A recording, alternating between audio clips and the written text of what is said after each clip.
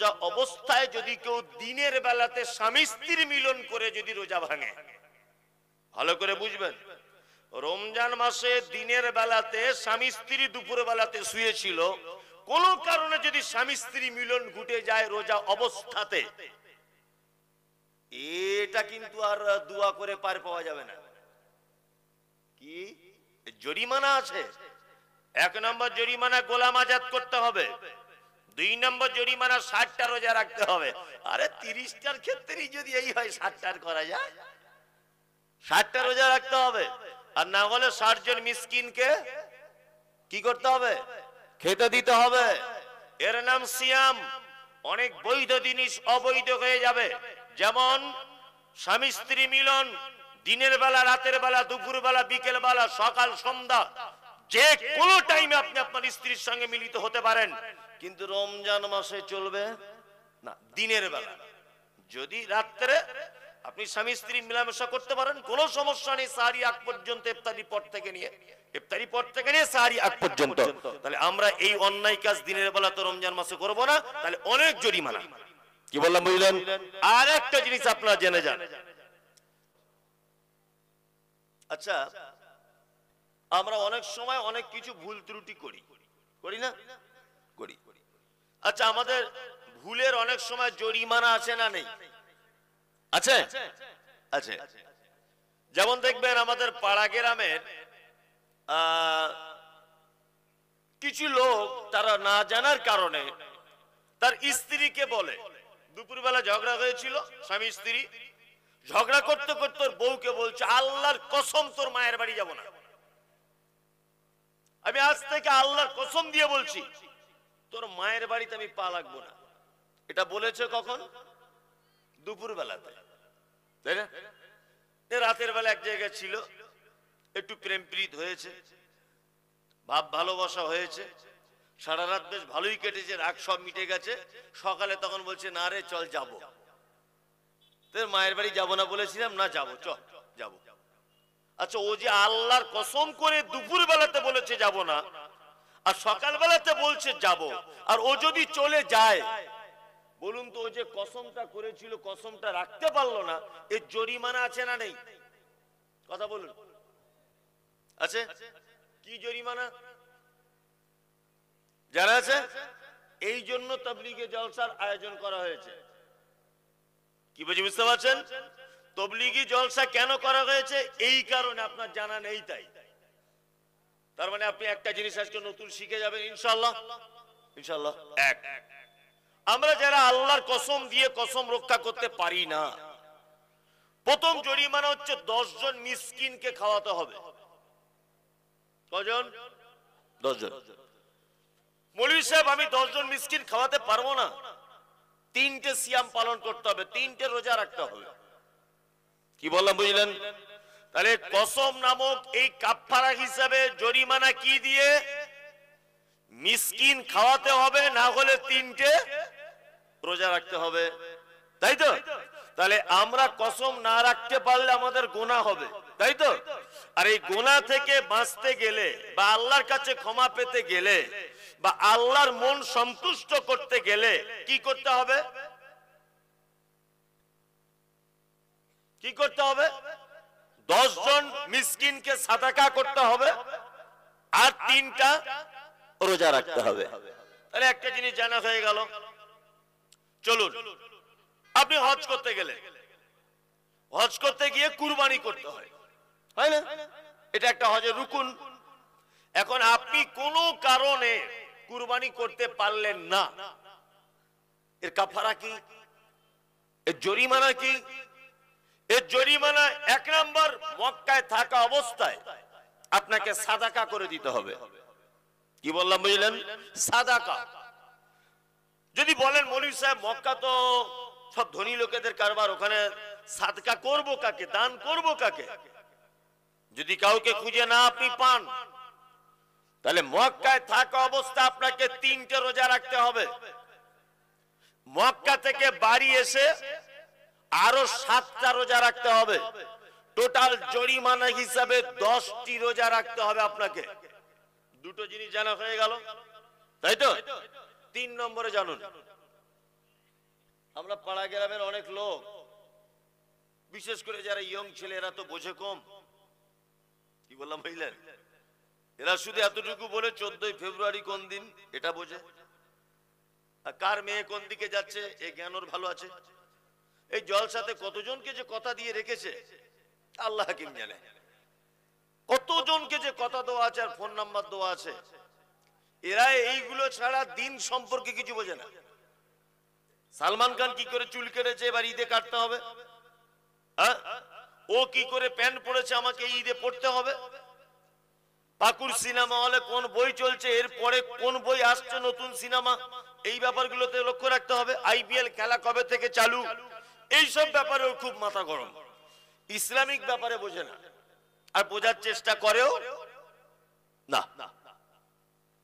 তা বোঝার চেষ্টা করে, রমজান মাস আসছে সামনে, ফতোয়া শেষ নাই, শুধু ফোন আর ফোন।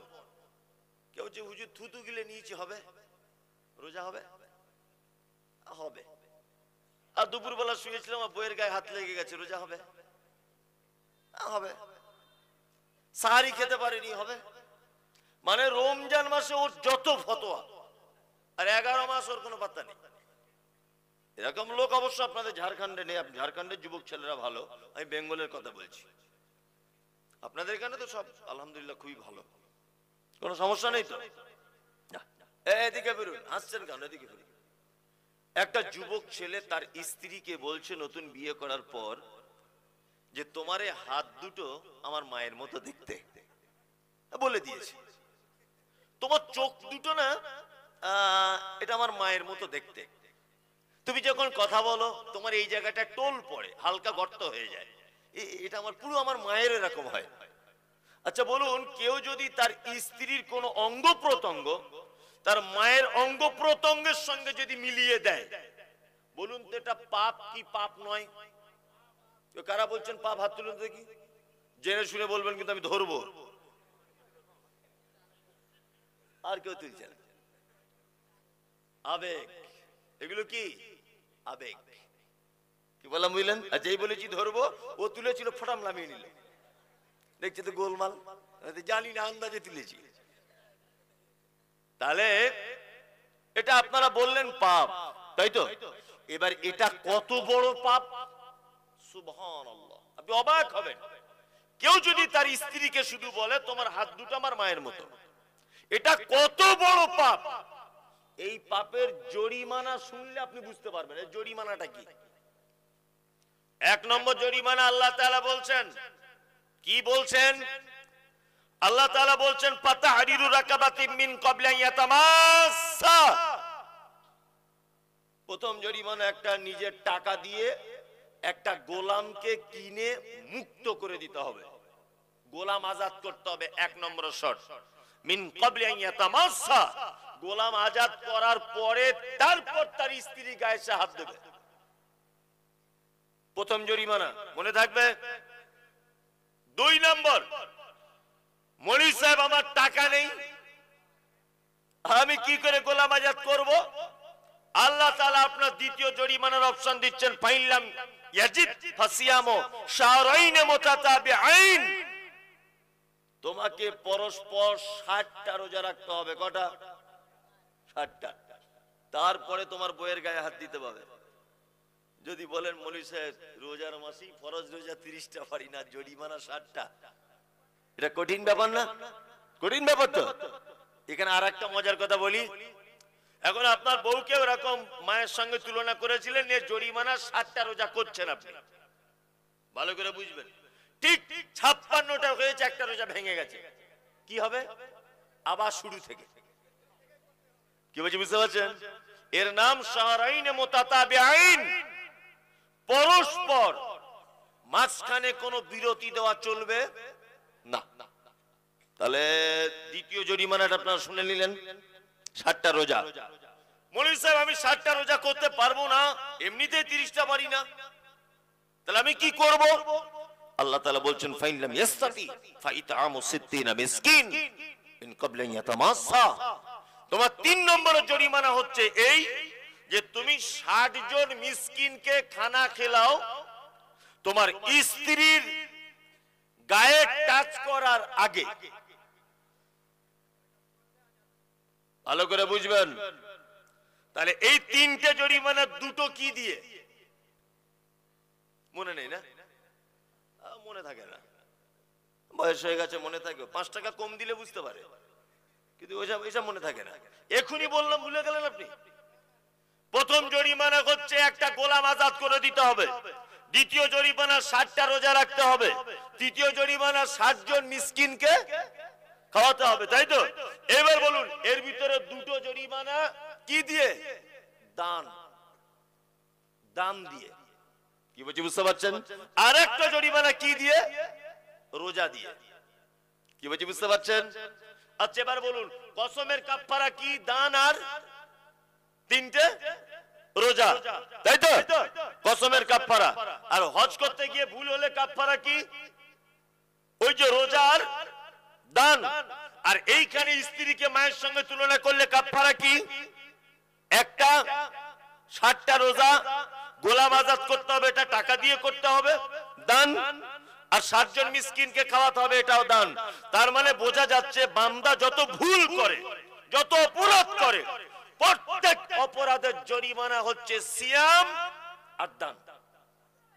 তার মানে বোঝা যাচ্ছে, আল্লাহর রাগকে থামাতে গেলে, আল্লাহর রাগকে মেটাতে গেলে দুইটা জিনিস আল্লাহর রাগকে মিটিয়ে দিতে পারে। কটা জিনিস? দুইটা জিনিস। এক হচ্ছে দান, আর এক হচ্ছে কি? সিয়াম, তাই না? চলুন প্রথমে সিয়ামটা বলবো না, প্রথম দানটা বলি। আমি আপনাকে দান করতে বলবো না, এটা কেমন জিনিস সেটা বলছি আপনাকে। এক, আমাদের নবী মুহাম্মদ সাল্লাল্লাহু আলাইহি ওয়াসাল্লাম তিনি বলছেন, ইত্তাকুন নার ওয়ালাউ বিশিক্কি তামারিন, তোমরা জাহান্নাম থেকে বাঁচো, যে কোনো মূল্যে তোমাকে জাহান্নাম থেকে বাঁচতেই হবে। কিভাবে বাঁচবে? কিভাবে বাঁচার পদ্ধতি কি? তুমি একটা খাজুর খাচ্ছিলে, খাজুর, এই খাজুরটা খেতে খেতে তোমার হাতে খাজুরটা একটু থেকে গেছে, এই খাজুরটাও তুমি যদি পারো আল্লাহ রাস্তায় সাদাকা করে দাও, দান করে দাও, এর বিনিময়ে তুমি জাহান্নাম থেকে বাঁচো। তবুও তোমাকে বাঁচাই লাগবে। আর কি দিয়ে বাঁচতে হবে? শেষ সম্বলটা কি? দান, সাদাকা। এবার আপনাদেরকে একটা কথা বলি, মজার বিষয়। আচ্ছা, দান আর সাদাকা এই দুটো আলাদা না এক? বলুন। কেউ বলছে আলাদা, ও যা জেনেছে তাই বলেছে। কি বলছে বুঝতে পারছেন? বাংলায় বলে দান, আরবিতে বলে সাদাকা। যার নাম লাউ তারই নাম কদু। কি বললাম বুঝলেন? বাংলাতে বলে দান, আরবিতে বলে সাদাকা, তাই তো? এবার দান কত গুরুত্বপূর্ণ জিনিস, আমি সব হাদিস কোরআন বাদ দিয়ে একটা কথা আপনার সামনে তুলে ধরছি। দেখুন দান কেমন জিনিস। আচ্ছা, মানুষ যখন পাড়া গ্রামে মারা যায়, মারা যাবার 4, 5, 10 মিনিট আগে তার ছেলেরা, মেয়েরা, তার বৌমারা ওই লোকটার পাশে বসে কি করে বলুন? পানি, গালে পানি দেয়, তাই না? বড় মেয়ে এসে বলে, বাপ শেষ পানিটা খাও। বড় বেটা এসে বলছে, বাপ শেষ পানিটা খাও। বৌমা বলছে, আব্বু শেষ পানিটা নাও। বলে কি বলে না? বলে। এটা আমার ওখানে হয়, আপনার ওখানে হোক। আচ্ছা বলুন তো, ওই লোকটা কি মরার আগে পানি চাইছে? যে একটু পানি দাও ফ্রিজ থেকে, খুব পানি পিপাসা লেগেছে, একটু পানি দাও, এরকম ব্যাপার আছে কি? তাহলে কেন পানি দেন কেন? আর ওর তখন কি হয়, ও তখন কি বলে, এটা আমাদের জানা লাগবে কি লাগবে না? লাগবে, লাগবে। এক, আল্লাহর নবী বললেন, এক গ্লাস পানি থেকে এক ফোঁটা পানি যদি মাটিতে পড়ে যায়, যেমন কোনো আওয়াজ হয় না, একজন আল্লাহওয়ালা লোক, একজন ইমানদার লোক, একজন মুমিন লোক, ওই লোকটার কাছে যখন মালাকুল মউত চলে আসে, তার আত্মাটাকে যখন ধরে নেয়, আত্মাটাকে বার করার সময় যেমন মায়ের কোলে শিশু যেমন ঘুমিয়ে যায়, কেউ বুঝতে পারে না, ঠিক তেমন করে ওই লোকটার আত্মাটাকে বার করে নিয়ে যাওয়া হয়। তার বেটা বুঝতে পারে না, তার বেটি বুঝতে পারে না, তার বৌমা বুঝতে পারে না, কেউ বুঝতে পারে না, সবার মাঝখান থেকে লোকটার জান বার হয়ে চলে যায়। কেউ বুঝতে পারে? সবাই কাঁদছিল, বসে বসে গালে পানি দিচ্ছিল, কিন্তু কখন মারা গেছে কেউ দেখতে পায়? দেখতে পায় না। এবার একটা মজার কথা বলি, মানুষ মারা যাবার 2, 4, 5 মিনিট আগে মালাকুল মাউত নামক যে ফেরেশতা আল্লাহর অর্ডারে আসে, এই ফেরেশতাকে কিন্তু ওই লোকটা দেখতে পায়, নিজের চোখে দেখতে পায়।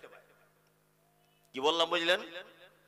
যদি যে লোকটা মারা যাচ্ছে ও যদি খারাপ হয়, তাহলে কেমন করে জান বার করা হয়? মালাকুল মাউত এত কঠিন করে তার আত্মাটাকে ধরে যে তার শিরা উপশিরা সমস্ত কিছু যেন ছিঁড়ে মালাকুল মাউতের হাতে যেন চলে আসে। আর ওই লোকটা কষ্ট সহ্য করতে না পেরে তখন কি বলে? ফায়াকুলা ও রব্বি লাউলা আখরতানি ইলা আযালিন করিব ফাআসাদদাকা ওয়া আকুম মিনাস সালিহিন। আল্লাহ, মালাকুল মউত চলে এসেছে, আমার আর টাইম নেই, আমার আর সময় নেই, তুমি আমাকে একবার শুধুমাত্র টাইম দাও, আমি দুনিয়াতে যাব, গিয়ে আমি কিছু সাদাকা দান করে আসব, আর ভালো মানুষদের অন্তর্ভুক্ত হয়ে যাব। আল্লাহ এতটুকু সুযোগ তুমি আমাকে দাও। তাহলে মানুষ মারা যাওয়ার সময়তে কি বলে? আল্লাহ আমাকে সুযোগ দাও, কি করব? দান করব, তাই না? আল্লাহ কি করব? দান করব। এবার আর একটা মজার কথা বলে দিই। আচ্ছা, পৃথিবীতে যত আমল করি সব থেকে হাই পাওয়ারের আমল, সব থেকে দামি আমল, তার নাম কি? যা জানেন বলেন, আমি তো মারবো না। বলুন, কে বলছে? ও ঠিক বলেছে, হয়তো ভয়ে বলছে কিন্তু ঠিক বলেছে। ঠিক, নামাজ। আর তারপর ধরে নেন টাকা আপনার ওই হজ করা, ধরে নেন। তারপর আপনি ধরে নেন রোজা রাখা, তাই তো? এগুলো পাওয়ারফুল বড় রকমের ইবাদত, তাই তো? আচ্ছা, ওই লোকটা মরার আগে কেন এই কথা বলছে, আল্লাহ একটু টাইম দাও, দান করে আসি? ও তো বলতে পারতো যে আল্লাহ একটু টাইম দাও, 2 রাকাত নামাজ পড়ি, বলতে পারতো কি পারতো না? পারতো। এই কথা বললো না কেন? পৃথিবীতে যত ইবাদত আছে, প্রত্যেক ইবাদতের নির্দিষ্ট একটা পদ্ধতি আছে। পদ্ধতি আছে না? পদ্ধতি আছে। আর বিনা ওযুতে নামাজ হবে? হবে? ওযু অপবিত্র অবস্থায় হবে? হবে? হবে না। তাহলে নামাজের শর্ত ওযু, ওযুর শর্ত পবিত্রতা, তাই তো? এইবার আপনাদেরকে একটা কথা বলি, ওই লোকটা যদি বলে আল্লাহ 2 রাকাত নামাজ পড়ার টাইম দাও, তো ওই লোকটাকে গোসল করে ওযু করে 2 রাকাত নামাজ পড়তে মিনিমাম 30 মিনিট লাগবে, লাগবে না? এখন মালাকুল মউত তো চলে এসেছে, তো টাইম নাই বেশি। ও যদি বলে আল্লাহ হজ করতে যাব, আমাকে একটু টাইম দাও, পাসপোর্ট করতে হবে, হজে যাওয়া আসা 50 দিন, ওর হাতে তো টাইম নাই, ও তো এখনই মরবে। ও তো বলতে পারতো আল্লাহ একটু রোজা রাখি, সাহারি খেতে হবে, ইফতারি করতে হবে, সারাদিন না শুকিয়ে থাকতে হবে, তাই না? আল্লাহ, লোকটা কি বলছে? ফাসাদদাকা ওয়া আকুম মিনাস সালিহিন। আল্লাহ আমাকে একটু সুযোগ দাও, আমি একটু দান করে আসি, দান করে আসি, আর ভালো মানুষদের অন্তর্ভুক্ত হয়ে তবে তোমার কাছে আসি। তার মানে বোঝা যাচ্ছে যে দান করলে ভালো মানুষদের অন্তর্ভুক্ত হওয়া যায়। 2 নম্বর, পৃথিবীতে একটি আমল আছে যে আমলের কোনো পদ্ধতি নাই, কোনো পদ্ধতি নাই। এই তোমরা তো কথা বলছো কেন?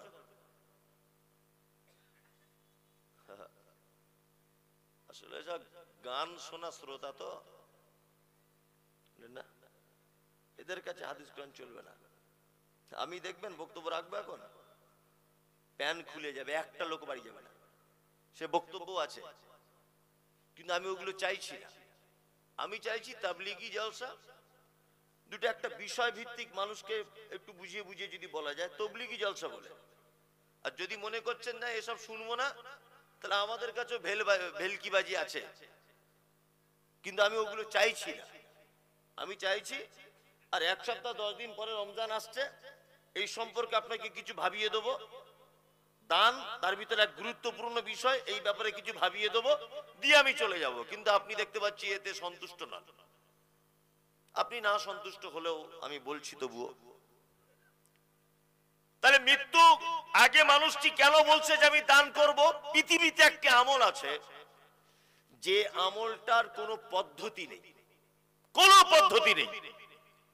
আপনি পাকুড় স্টেশনে নেমেছেন, হোটেলে ভাত খেতে ঢুকেছেন, ভালো করে বুঝবেন। ভাত খেতে ঢোকার সময় দেখছেন একজন মহিলা দুটি বাচ্চা নিয়ে দাঁড়িয়ে আছে হোটেলের সামনে। ও এতিম বাচ্চা, ও স্বামী টামি কেউ নাই, ভিক্ষা করে। ভালো করে বুঝবেন। ও হোটেল থেকে বার হওয়ার সময় বলছে লা ইলাহা ইল্লাল্লাহ, মামু কিছু দাও। পাকুড় থেকে বাসে নামলেন, হঠাৎ করে একটা লোক এসে বলছে লা ইলাহা ইল্লাল্লাহ, মামা কিছু দাও। তুমি জিজ্ঞাসা করতে পাবে না তুমি হানাফি, সাফি, মালিকি, হাম্বলি, দেওবন্দি, জামাত ইসলামী, বেরেলি, তুমি পাথরচাপড়ি, তুমি ঘুটিয়াবি, আজমিরি, কাশ্মীরি, তুমি আহলে হাদিস, তুমি ফারাইজি, তুমি রাফলিয়াদিন করো কি করো না, তুমি লুঙ্গি পরে কেন, প্যান্ট পরে কেন নেই, হাতে মোবাইল কেন, তোমার মাথার চুল লাল কেন, কেন তুমি ভিক্ষা করছো, তুমি লম্বা না বেঠে, তুমি হিন্দু না মুসলিম, এটা জিজ্ঞাসা করার প্রয়োজন তাই। লা ইলাহা ইল্লাল্লাহ, বাবা কিছু দাও। পকেটে পয়সা ছিল, চট করে একটা 10 টাকার নোট ধরিয়ে দিলেন। জিজ্ঞাসা করার কোনো সুযোগ নেই তুমি কোন কাস্টের লোক। দুই, এইরকম কোন হাদিস থেকে পাওয়া যায় না যে নফল দানের ক্ষেত্রে 20 টাকার নোট দিতে হবে, 10 টাকার নোট দিতে হবে, 1 টাকার কয়েন দেওয়া চলবে না, 5 টাকার কয়েন দেওয়া চলবে না, সব নোট দিতে হবে। এরা কোনো পদ্ধতি আছে? আচ্ছা, পৃথিবীতে একটি ইবাদত আছে যে ইবাদতের কোনো পদ্ধতি নেই, কোনো পদ্ধতি নেই। কি বলছি বুঝতে পারছেন? তার নাম নফল দান বা নফল সাদাকা। এবার একটা জিনিস আপনাকে আমি বলে দিই, সেটা কি? এখন এই দান 2 প্রকারের। কয় প্রকার? কথা বলুন। 2 প্রকার, এক ফরজ আর এক নফল বা সুন্নত। ফরজ কোনটা? যেমন রমজান মাসে যাকাতুল ফিতর, এটা কি ফরজ, বাধ্যতামূলক। আর আপনার সারা বছরের সংসার চালানোর পর যে টাকা বেঁচে গেছে এর থেকে 2.5% যাকাত, এটা কি ফরজ। তবে বলে দিচ্ছি ফরজের একটা নির্দিষ্ট পদ্ধতি আছে। যাকাত আপনি সবাইকে দিতে পারবেন না, ফিতরা সবাইকে দিতে পারবেন না। এটা কাদেরকে দেবেন তার নির্দিষ্ট একটা পদ্ধতি আল্লাহ সুবহানাহু ওয়া তাআলা সূরা তাওবায় বলে দিয়েছেন, 8 শ্রেণীর লোক পাবে। কি বললাম বুঝলেন? এই 8 শ্রেণীর লোক ছাড়া আর কাউকে আপনি যাকাত বা ফিতরা দিতে পারবেন না। এটা হলো ফরজ। নফল কোনগুলো? আপনার সংসার চালানোর পর, ভেলোরে ডাক্তার দেখানোর পর, আপনার স্ত্রীর জামা কাপড় কেনার পর, আপনার সাপ্তাহিক বাজার ঘাট করার পর 2000 টাকা বেঁচেছে, এর থেকে আপনি গরিব, অসহায়, দুস্থ মানুষদের মাঝখানে যদি কিছু দেন, এর নাম হচ্ছে নফল দান বা নফল সাদাকা। কি বলছি বুঝতে পারছেন? এইবার আপনাকে একটা চমৎকার কথা বলে দিই, সেটি হচ্ছে এই, আমরা নফল সাদকা যারা করি বা দান যারা করি, এটা আবার 2 প্রকারের। কয় প্রকার? কয় প্রকার? 2 প্রকার। নফল দান বা সাদকা কয় প্রকার? 2 প্রকার। এক সাধারণ দান আর এক সাদকায়ে জারিয়া। সাধারণ সাদাকা আর 2 সাদকায়ে জারিয়া। এই ওই পাকুড়ের হোটেলের কথা আবার বলি। 2 জন অসহায় বাচ্চা লোককে, বাচ্চা ছেলে পয়সা চায় না, হোটেলে অনেক সময় বার হওয়ার সময় দরজায় থাকে, 2 জনকে খাইয়ে দিলেন বিরিয়ানি। আচ্ছা বলুন তো এটা নফল দান কি দান নয়? দান। তবে এটা সাধারণ দান। কি বললাম বুঝলেন? জারিয়া কাকে বলে? এই যে মসজিদটা ঢালাই হচ্ছিল না, আপনি 5 কুইন্টাল রড কিনে দিলেন, এর নাম কি? সাদকায়ে জারিয়া। আবার আমি বলে দিচ্ছি, এই জারিয়ার ক্ষেত্রে আমাদের বুঝতে হবে কোন জায়গায় জারিয়া করা উত্তম, এটা আমাদের বুঝতে হবে। কি বললাম বুঝলেন? একটা ছেলের পাতলা পায়খানা হয়েছে, একদিনে মোটামুটি 20-22 বার হয়েছে। এখনো মাঠে পায়খানা করতে গেছে, মাঠে পায়খানা করতে গিয়ে ওর পাছাতে একটা বিষাক্ত সাপ কামড়ে দিয়েছে। মাঠে পায়খানা করতে গিয়ে ওর পাছাতে একটা বিষাক্ত কি সাপে কামড়িয়েছে। এবার আপনাদেরকে বলি, ওই রোগীটাকে একটা ডাক্তারের কাছে নিয়ে যাওয়া হলো। আচ্ছা বলুন তো, ডাক্তার যদি জ্ঞানী হয় তার কোন ঔষধটা আগে দিবে? পাতলা পায়খানার না সাপে কামড়ানোটার? কোনটা? সাপে কামড়ানোটা। আরে পায়খানা আরো 4 বার হলেও বেঁচে থাকবে, তাই না? কিন্তু সাপে কাটার এটা যদি চিকিৎসা দেরি হয়ে যায়, ও বাঁচবে? বাঁচবে না। তাহলে আমাদেরকে বুঝতে হবে কোন চিকিৎসা আগে করা দরকার। মসজিদে দান করা কি সাদকায়ে জারিয়া, আর মাদ্রাসায় ওটাও সাদকায়ে জারিয়া, জারিয়া নয়। এখন আমাদেরকে বুঝতে হবে যে কোন সাদকায়ে জারিয়া আমার লাভ বেশি। আমরা সব ব্যাপারে লাভ লস বুঝি না, বুঝি কি বুঝি না? বুঝি। মেয়ে দেখতে গেছে বেটার জন্য, বেটার জন্য মেয়ে দেখতে গেছে। মেয়েটাকে জিজ্ঞেস করছে তোমার আব্বা কি করে মা? বলছে আমার আব্বা 13টা ডাম্পার গাড়ি আছে। আর কি করে না, ফারাক্কাতে মেন রোডের সাইডে 14টা দোকান। আচ্ছা আচ্ছা আচ্ছা আচ্ছা, তোমার কি ভাইটাই কেউ নাই মা? বলছে না, আমি বাপের এক বেটি। এর সঙ্গে সঙ্গে অঙ্ক কষে নিয়েছে যে এক বেটি মানে 14টা দোকান, ওর বাপ মরে গেলেই আমার বেটা পাবে, আর 14টা ডাম্পার আমার বেটা পেয়ে যাবে, তাই না? মানে সব কিছু আপনি লস লাভ ভালো মন্দ বুঝেন, বুঝেন না? আপনি তো চালাক লোক, চালাক লোক না। ঢেঁড়স কিনতে গেলে আগা ভেঙে দেখেন কচি কিনা, বাজারে লাউ কিনতে গেলে নখ ঢুকিয়ে দেন তলায় মাল কচি কিনা, বাজারে ছিম কিনতে গেলে লাইটে দেখেন ভিতরে পোকা আছে কিনা, 500 টাকা লোড দিলে বারবার দেখেন জাল আছে কিনা। হ্যাঁ, আপনি দুধ কিনলে মেশিনে ভরে দেখেন এটা দুধ অরিজিনাল কিনা, ঘি কিনলে দেখেন কোন কোম্পানির ঘি। আপনার সব বেলাতে ভালো জ্ঞান, ভালো বুদ্ধিমান লোক।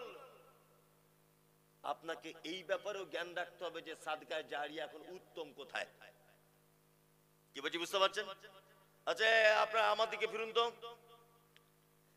মসজিদে কালকে আপনি 5 কুইন্টাল রড দান করলেন, তাহলে এটা সাদকায়ে জারিয়া, তাই তো? নাম্বার 2, আচ্ছা বলুন আপনাদের গ্রামে যে দুতলা মসজিদটা দেখলাম, 100 বছর পরে হলেও বালি সিমেন্ট নষ্ট হয়ে গিয়ে এই মসজিদ ভেঙে আবার নতুন মসজিদ করা হবে কি হবে না? হবে।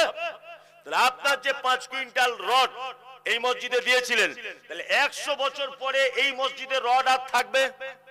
থাকবে? থাকবে না। ও তখন ভাকুড়ির দোকানে, অর্থাৎ ওই যে লোহালক করে দোকানে চলে যাবে, বিক্রি হয়ে যাবে। তাহলে আপনার সাদকায়ে জারিয়া লংজিভিটি 100 বছর, তাই না? খুব জোর করে 200 বছর থাকতে পারে, তারপরে কিন্তু আপনার সাদকায়ে জারিয়া শেষ, তাই তো? তাহলে কিয়ামত পর্যন্ত যাতে আমার জারিয়া নেকি হয়, কি করতে হবে? ওই জন্য আমি বারবার একটা কথা বলি, যেখানে কোরআন শিক্ষার ব্যবস্থা আছে, কোরআন শিক্ষার ব্যবস্থা অর্থাৎ মাদ্রাসায় আপনি 1000 টাকা দান করেছেন, মাদ্রাসার বিল্ডিং এর জন্য 10টা ইট কেনা হয়েছে, 1000 টাকা দিয়ে 100টা ইট কেনা হয়েছে। ওই রুমটাতে থেকে যে ছেলেটা কোরআনের হাফেজ তৈরি হলো, ও আরো 5 জনকে হাফেজ করবে, সে আরো 5 জনকে হাফেজ করবে, সে আরো 5 জনকে হাফেজ করবে। ফলাফল কিয়ামত পর্যন্ত ওই আপনার একদিনের চাউল খেয়ে যে ছেলেটা হাফেজ হয়েছে, আপনি কিয়ামত পর্যন্ত এর পক্ষ থেকে আপনার আমলনামাতে অ্যাকাউন্টে নেকি জমাই হতে থাকবে, জমাই হতে থাকবে। আমি তো মনে করি কোরআন শিক্ষার ব্যবস্থার জন্য টাকা খরচা করা সবথেকে বড় সাদকায়ে জারিয়া। কি বলছি বুঝতে পারছেন? কে বলেছে আপনাকে মসজিদে এসি কিনে দিতে হবে? কে যুক্তি দিল মসজিদে টাইলস বসিয়ে দিতে হবে 4 লাখ টাকা খরচা করে? কে বললো যুক্তি তোমাকে? আরে টিনের মসজিদে যে নাকি, মাটির মসজিদে যে নাকি, হ্যাঁ, কলা পাতা দিয়ে ছাউনি মসজিদে যে নাকি, এসির মসজিদে একই নাকি, টাইলসের মসজিদে একই নাকি, কে তোমাকে যুক্তি দিল 4 লাখ টাকা খরচা করে মসজিদে এসি লাগাতে হবে? এই ওই 4 লাখ টাকা খরচা করে ওই মসজিদের পাশে একটা ভালো রুম তৈরি করে বাচ্চাদের কোরআন শেখানোর ব্যবস্থা করুন, কিয়ামত পর্যন্ত নাকি পাবেন। কে বলেছে আপনাকে যুক্তি? কে দিল? এসিতে নামাজ পড়তে হবে, বরং এসিতে নামাজ পড়লে আপনি যে একজন আল্লাহর গোলাম, এসিতে পড়লে অনেকটা অহংকারিতা ভাব চলে আসে মনের ভিতরে। কি বলছি বুঝতে পারছেন না? ওই জন্য তো আলেম ওলামারা আমাদেরকে বারবার জিজ্ঞেস করে, হুজুর চেয়ারে নামাজ পড়া যাবে? না, চেয়ারে নামাজ পড়া যাবে না। আপনি বসে দাঁড়িয়ে পড়তে পারছেন না, বসে পড়ুন। বসে পড়তে পারছেন না, শুয়ে পড়ে পড়ুন। শুয়ে পড়েও পড়তে পারছেন না, ইশারাতে পড়ুন। তবু আপনার অপশন নেই, আপনি চেয়ারে নামাজ পড়বেন। কারণ হচ্ছে এই, চেয়ারে নামাজ পড়লে প্রথম ক্ষতি কাতার ভেঙে যায়, কাতার ঠিক হয় না। 2, চেয়ারে নামাজ পড়লে নিজেকে একটু মানে বিশাল বিশাল ওয়েটফুল মনে হয়। হ্যাঁ, সারাদিন টো টো টো টো করে বাজারে ঘুরছে, ওর পায়ে ব্যথা নাই। মাঠের জমির আল কাটছে, পায়ে ব্যথা নাই। মাঠে থেকে ধান কেটে আনছে, পায়ের ব্যথা নাই। সারাদিন ব্যবসা বাণিজ্য লস লাভ হিসাব করলো, পায়ে ব্যথা নাই। ও মসজিদে এলো, ওর পায়ে ব্যথা। এরকম লোক আছে না? মসজিদে এলো পায়ে ব্যথা, ওর জন্য চেয়ার রাখাই আছে, তুমি শুয়ে পড়ে পড়ো, তবু তুমি চেয়ারে পড়তে পারবে না। কারণ নিজেকে একটা হেভি ওয়েট মনে হয়। ওই জন্য বলছি, যে জায়গাটা আমাদের উন্নতি করার দরকার, সেই জায়গায় উন্নতি না করে মসজিদে টাইলস বসাতে যাচ্ছে। কে যে সব যুক্তি দেয়, তাই বলে আমি বলছি না যে মসজিদে আপনি দান করবেন না, আমি এই কথা বলছি না। আমি আপনাকে বলতে চাইছি যে গুরুত্ব বেশি কোনটা। কি বলছি বুঝতে পারছেন? গুরুত্ব কোন জায়গাটা বেশি, এটা লক্ষ্য রাখতে হবে। চলুন, এতক্ষণ দান সম্পর্কে, সাদাকা সম্পর্কে আপনারা শুনলেন, তাই তো? এইবার আপনাদেরকে একটা মজার কথা বলি। আচ্ছা, পৃথিবীতে যত আমলকারী আছে, যত আমলকারী আছে, আল্লাহ সুবহানাহু ওয়া তাআলা মাত্র 4টে আমলকারীর ব্যাপারে আল্লাহ সুবহানাহু ওয়া তাআলা বলছেন যে এদেরকে আমি খুব ভালোবাসি, এরা আমার কাছে উত্তম বান্দা। কারা? আল্লাযীনা ইনফিকুনা ফিস সাররাই ওয়াজ যাররাই ওয়াল কাযিমিনাল গায়যা ওয়াল আফিনা আনিন নাস ওয়াল্লাহু ইউহিব্বুল মুহসিনিন। আল্লাহ বলছে যারা দান করে সচ্ছলতায় অসচ্ছলতায়, মানে অভাবে থাকলেও দান করে, আর ধনী হয়ে গেলেও কি দান করে। দুই কোয়ালিটি হলো। 3, আল কাযিমিনাল গায়যা, আর রাগ হয়ে গেলে রাগকে কি করে? কন্ট্রোল করে নেয়। ওয়াল আফিনা আনিন নাস, অপরাধীকে ক্ষমা করে দেয়। আল্লাহ বলছে আল্লাহু ইউহিব্বুল মুহসিনিন, নিশ্চয়ই আমি এই মুহসিন বান্দাদেরকে খুব ভালোবাসি, খুব মহব্বত করি এদেরকে। তাহলে মহব্বতকারীদের 4টে গুণের 2টো গুণ কি? যারা সচ্ছলতা এবং অসচ্ছলতায় কি করে? দান করে, তাই না? এইবার আপনাদেরকে একটা মজার কথা বলে দিই, সেটা হচ্ছে এই, যাদের বর্তমানে টাকা হয়ে গেছে না, এরা ভেবেছে কি ছিনু আর কি হনু, এরকম একটা ব্যাপার। আলেম ওলামাদেরকে দেখলে সালাম করে না, ভাবে যদি দিলালপুর মাদ্রাসার বিল কাটে। সালাম দিলেও করে না, ভয় করে, তাই না? খুব ভয় করে। জলসায় দাওয়াত করলেও আসে না, গেলে টাকা দিতে হবে। মসজিদে ভয়ে আসে না, মসজিদের কাজ চলছে বলে টাকা দিতে হবে, তাই না?